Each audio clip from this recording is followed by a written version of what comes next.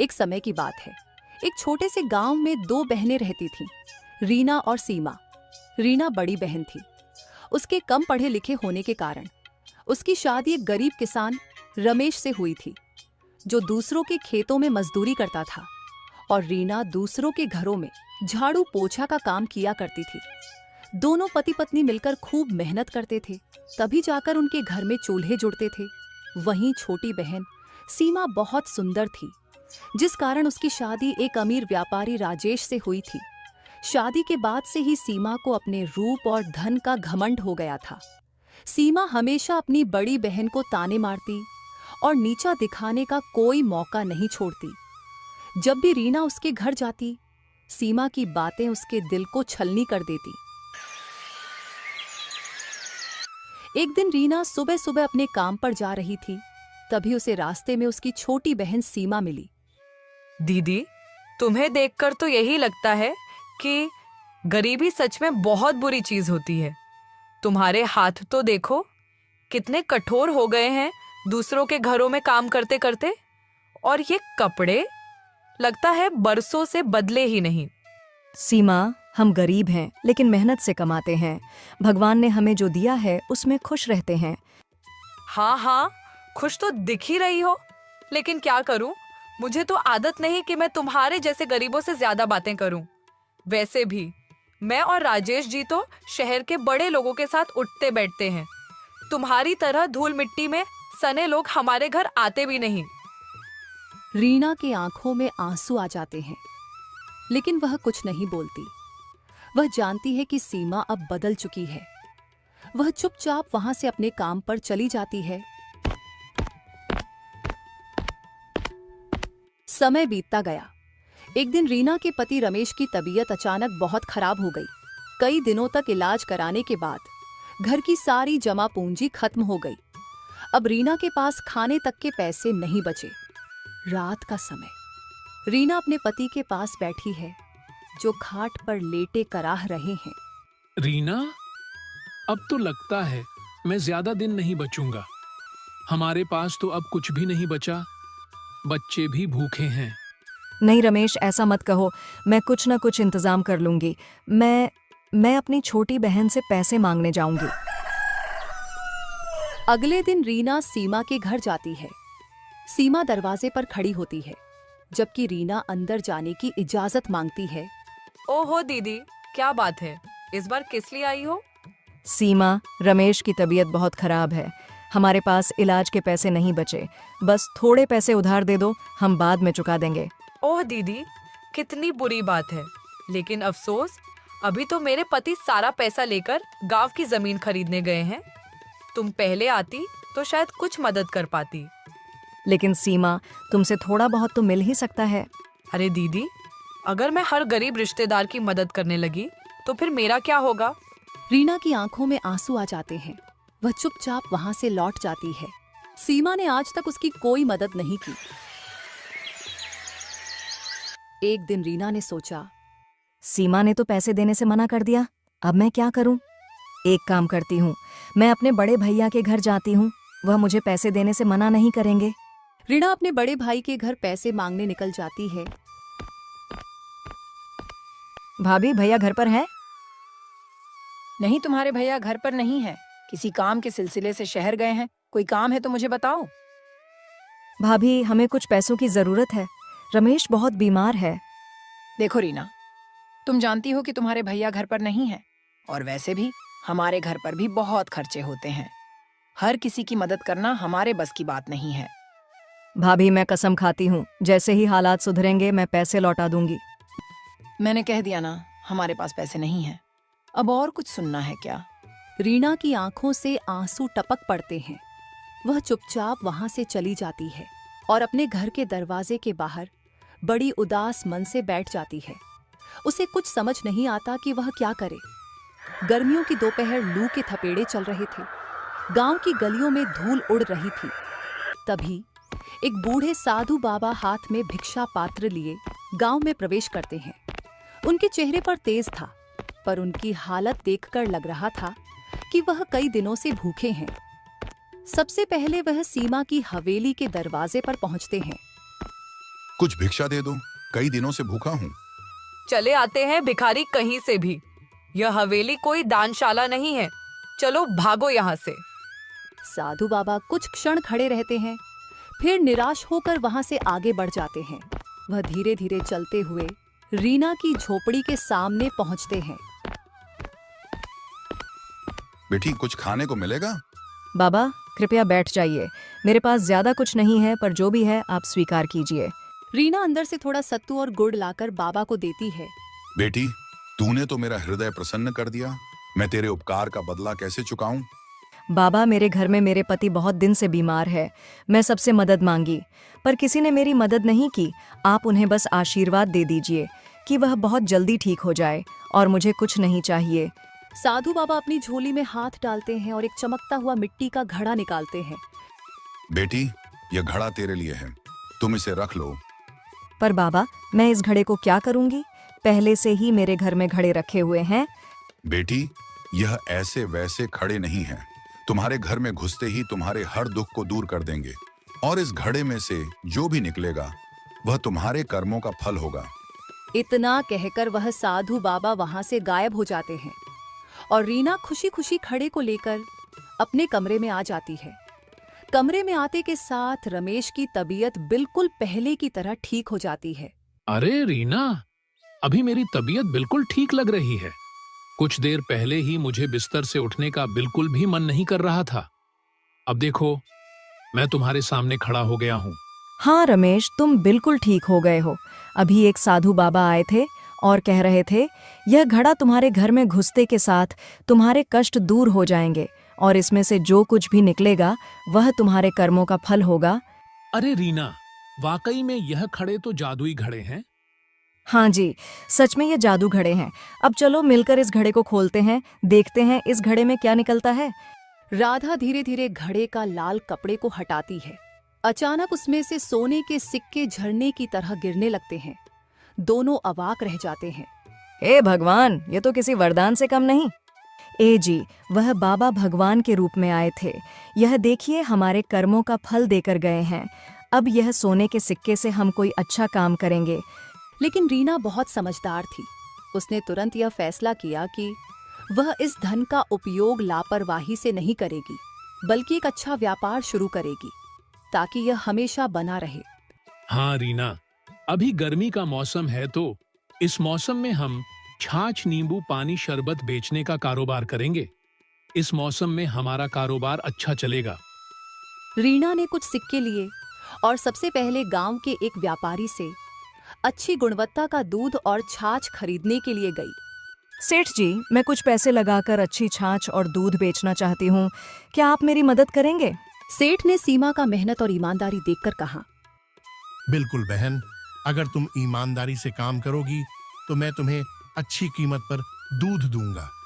अब रीना ने अपनी छोटी सी दुकान शुरू की। पहले ही दिन उसकी छाछ और लस्सी की बिक्री इतनी ज्यादा हुई कि वह खुद भी हैरान रह गई। अब रीना का व्यापार चल निकला था।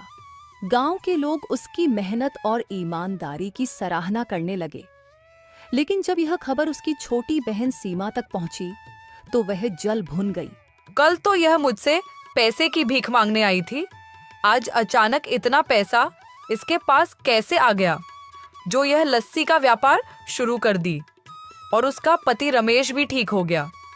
मुझे इसका पता लगाना ही होगा। सीमा परेशान होकर अपने कमरे में इधर उधर टहल रही थी।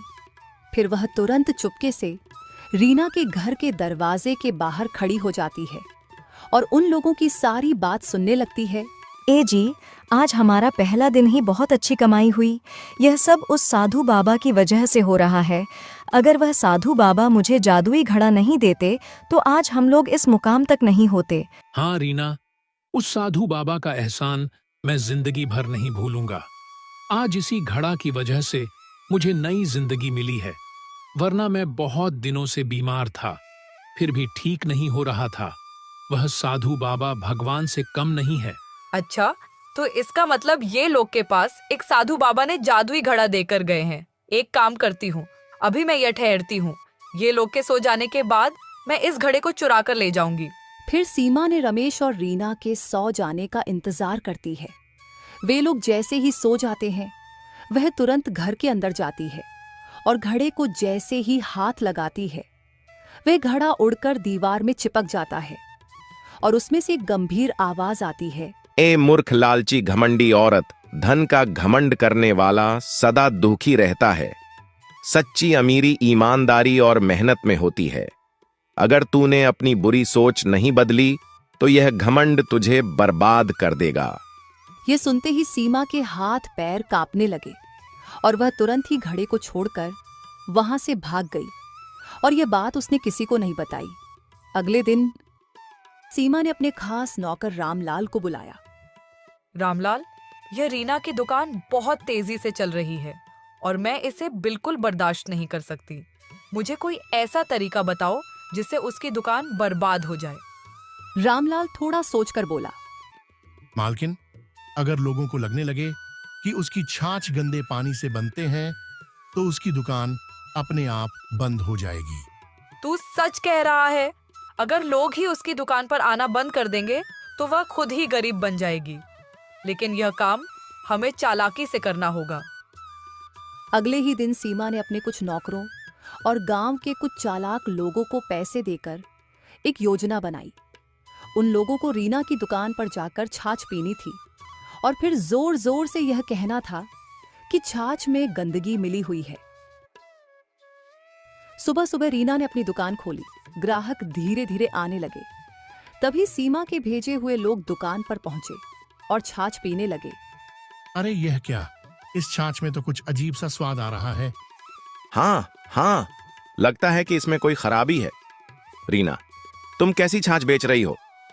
दुकान पर खड़े अन्य ग्राहक चौंक गए। वे भी आपस में कानाफूसी करने लगे। तभी एक और आदमी बोला, अरे भाई, मैंने सुना था कि रीना के यहाँ की छाछ अच्छी होती है, लेकिन यह तो कुछ गड़बड़ लग रही है। भाइयों, मेरी छाछ में कोई खराबी नहीं है। अगर किसी को यकीन न हो तो मैं अभी और छाछ निकाल कर पिलाती हूँ। लेकिन सीमा के लोग तो पहले से ही अफवाह फैलाने आए थे। वे वहां से चिल्लाते हुए चले गए। भाइयों, ध्यान रखना, रीना की छाछ में गड़बड़ है, कोई इसे मत पीना। गांव के बाकी लोग भी थोड़ा डर गए। धीरे धीरे रीना की दुकान पर भीड़ कम होने लगी। शाम तक रीना के पास बहुत कम ग्राहक आए। वह समझ गई कि कोई जानबूझकर अफवाह फैला रहा है, लेकिन वह चुपचाप बैठने वालों में से नहीं थी। उसने एक योजना बनाई। अगले दिन वह खुद ही गांव के लोगों के घर घर जाकर अपनी छाछ देने लगी। उसने लोगों से कहा, बिना पैसे दिए मेरी छाछ को पीकर देखो। अगर तुम्हें कुछ भी गलत लगे तो मुझसे कहो। गांव वालों ने छाछ पी और पाया कि वह बहुत ही स्वादिष्ट और ताजी थी। अब लोगों को समझ आने लगा कि कोई साजिश हो रही है। इसी बीच गांव के कुछ लोगों ने देखा कि वही लोग जो कल रीना की छाछ को खराब बता रहे थे, सीमा के घर से पैसे लेकर निकल रहे थे। बात फैलते देर नहीं लगी। एक बुजुर्ग गांव वाले ने रीना से कहा, बिटिया, हमें माफ कर दो। हमने बिना सोचे समझे अफवाहों पर भरोसा कर लिया, लेकिन अब हम समझ गए हैं कि यह सब तुम्हें बर्बाद करने के लिए किया गया था। अब गांव के लोग फिर से रीना की दुकान पर आने लगे। उसकी मेहनत और ईमानदारी ने सबका विश्वास फिर से जीत लिया। जब सीमा को पता चला तो वह और भी गुस्से से भर गई। रीना की मेहनत और ईमानदारी ने गांव वालों का विश्वास फिर से जीत लिया था। उसकी दुकान पहले की तरह ही चलने लगी थी। लेकिन यह सब देखकर सीमा का खून खौल रहा था। इस औरत ने फिर से सबका भरोसा जीत लिया, लेकिन इस बार मैं ऐसा काम करूंगी कि यह दोबारा उठ ही न सके। उसने अपने नौकर रामलाल को बुलाया और उसके कान में कुछ फुसफुसाया। लेकिन मालकिन, यह तो बहुत खतरनाक होगा। बस वही तो चाहिए। इस बार रीना का नाम और काम दोनों खत्म हो जाएगा। इस बार हमें ऐसी चाल चलनी होगी कि रीना कभी दोबारा व्यापार न कर पाए। मालकिन, पिछले बार भी पकड़े पकड़े बचे थे। अगर इस बार भी कोई हमें देख ले तो? चुप, इस बार हमें कोई नहीं पकड़ेगा। सुनो, तुम दोनों आज रात रीना की दुकान में आग लगा दोगे। जब दुकान जलकर राख हो जाएगी तो उसका सारा धंधा खत्म हो जाएगा। लेकिन मालकिन, अगर हमें कोई देख ले? अरे मूर्ख, हम इसे ऐसे अंजाम देंगे कि किसी को शक भी ना हो। तुम दोनों चेहरों को कपड़े से ढककर जाना और आग लगाने के बाद तुरंत भाग आना। कोई सबूत मत छोड़ना। आधी रात का समय था। पूरा गांव सो रहा था। रामलाल और गोपी अपने चेहरों पर काले कपड़े बांधकर चुपके से रीना की दुकान के पास पहुंचे। गोपी ने दुकान के चारों ओर मिट्टी के तेल छिड़का और फिर रामलाल ने माचिस जलाई। जैसे ही आग लगी, दुकान धू धू कर जलने लगी। आग की लपटें तेज हो गई। आग की रोशनी देखकर कुछ गांव वाले जाग गए और शोर मचाने लगे। अरे रीना की दुकान जल रही है, जल्दी आओ। गांव वाले दौड़कर आए, लेकिन तब तक बहुत देर हो चुकी थी। रामलाल और गोपी अंधेरे का फायदा उठाकर भाग निकले। सुबह जब रीना दुकान आई तो उसे राख का ढेर देखकर गहरा आघात पहुंचा। हे भगवान, मेरी मेहनत की कमाई सब जलकर खत्म हो गया। उधर गांव का मुखिया भी वहां पहुंच गया। यह बहुत बड़ा अपराध है। हमें तुरंत पता लगाना होगा कि यह किसकी करतूत है। रीना ने रोना बंद किया और अपने दिमाग से सोचना शुरू किया। उसे यकीन था कि यह कोई दुर्घटना नहीं थी, बल्कि किसी ने जानबूझकर किया है। उसने सबूत ढूंढने की कोशिश की, इधर उधर झांका पर उसे कुछ नहीं मिला। उदास होकर घर जाने लगी। तभी उसने देखा कि झाड़ियां में एक गमछा और तेल का डब्बा पड़ा है। रीना ने उसे उठाकर मुखिया जी के पास ले गई। गांव में हाहाकार मच गया कि सबूत पकड़ा गया है, किसी की गमछा मिला है। अरे सबूत मुखिया जी के हाथ मिल गया है, अब वह जल्दी ही पकड़ा जाएगा। कि रीना का दुकान में आग किसने लगाया? हाँ, मुझे तो लगता है कि वह तौलिया सीमा के नौकर का है। मैं कल उसे ऐसा ही तौलिया लेते हुए देखा था। मुखिया ने सभी नौजवानों को गांव के चौपाल पर बुलाया और कहा, क्या कोई पहचान सकता है कि यह तौलिया किसका है? गांव वाले तौलिए को ध्यान से देखने लगे। अरे, ऐसा ही तौलिया तो मैंने सीमा के घर पर देखा था। गांव वाले एक दूसरे की ओर देखने लगे। सीमा अब तक शांत खड़ी थी, अचानक घबराने लगी। नहीं, यह मेरा तौलिया नहीं है। मुखिया ने अब मिट्टी का तेल का डब्बा उठाया। उस पर हल्के अक्षरों में सीमा स्टोर्स लिखा था। यह वही दुकान थी जहां से सीमा अपने नौकरों के लिए राशन मंगवाती थी। सीमा, मिट्टी का तेल का डब्बा तो तुम्हारी दुकान का है। यह यहाँ कैसे आया? मैं क्या जानूं? कोई भी मेरे स्टोर से सामान खरीद सकता है। इधर सीमा का पति का व्यापार ठप हो गया था। वो बहुत निराश होकर घर लौट रहा था। वह यह सब चीज से बिल्कुल ही अनजान था कि सीमा क्या कर रही है। वह आते वक्त देखा कि चौपाल पर भीड़ लगी है। वहां पर वह पहुंचा तभी सभी लोग उसकी तरफ देखते रह गए, क्योंकि वह वही गमछा लिए खड़ा था जो मुखिया जी के पास सबूत में मिला था। अब बोलो सीमा, अभी भी तुम कुछ बोल सकती हो। तुम्हारा सबूत तुम्हारे सामने आकर खड़ा हो गया। सीमा ने इधर उधर देखा, लेकिन कोई रास्ता नहीं बचा था। गांव वाले भी अब उसे घूर रहे थे। वह घबराहट में बड़बड़ाने लगी। मुझे माफ कर दीजिए मुखिया जी, मैं ही यह सब करवाया था, क्योंकि मैं नहीं चाहती थी कि रीना मुझसे ज्यादा अमीर बन सके। सीमा, तुम्हारी जलन और घमंड ने तुम्हें अपराधी बना दिया। तुम्हारी सजा यही है कि तुम्हें गांव छोड़कर जाना होगा और तुम्हारी संपत्ति से रीना की दुकान फिर से बनाई जाएगी। मुखिया जी, मैं अपनी बहन को सजा नहीं देना चाहती। उसने जो किया वह उसके अपने कर्मों का फल है। मैं बस यही चाहती हूँ कि अब वह सुधर जाए। ठीक है, तुम्हारी जैसी मर्जी रीना। सीमा की आंखों में आंसू आ गए।